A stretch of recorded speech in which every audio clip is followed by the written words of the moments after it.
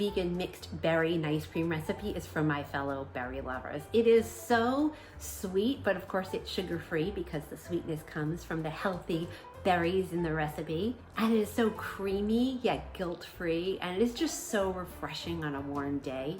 I love starting my day knowing I had a nutritious breakfast, and I love to add, as you saw, even more blueberries on top of this berry ice cream. But I've also added almond butter is delicious, and also walnuts, or all of it.